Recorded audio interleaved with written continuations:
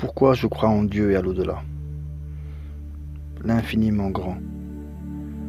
En réalité, il faut avoir le courage d'accepter que la vérité ultime, tangible, observable, est inaccessible dans notre dimension spatio-temporelle.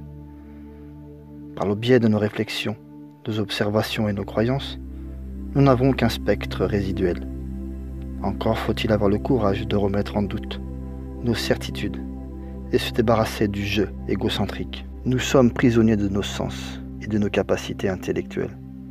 C'est avec cet handicap qu'il faut appréhender notre univers. Qui sommes-nous? D'où venons-nous? Et où allons-nous? Depuis que l'homme est capable de réfléchir, il se pose toutes ces questions. À ses débuts, les scientifiques dits modernistes pensaient pouvoir faire triompher le matérialisme et entériner une bonne fois pour toutes l'idée d'un Dieu créateur. Nietzsche n'avait pas dit « Dieu est mort ».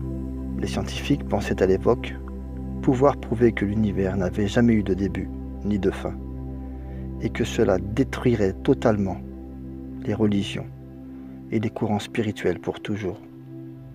Ils pensaient que l'univers constant s'imposerait comme une vérité scientifique incontestable.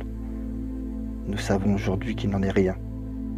Notre univers, si vaste soit-il, a eu un début, un atome primitif, duquel est issu tout ce que vous voyez autour de vous. Mais d'où vient cet atome primitif? Et qui ou quoi l'a-t-il créé? Nous arrivons ici à la limite de la compréhension humaine, du moins la compréhension matérialiste.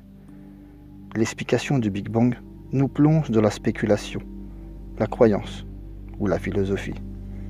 Je ne suis pas un spécialiste scientifique, mais je sais qu'il existe des modèles scientifiques tels que la théorie des cordes pour l'expliquer. Mais en réalité, plus il cherche, et plus l'idée d'un Dieu créateur s'impose comme la lumière du soleil dans notre système solaire, l'infiniment petit.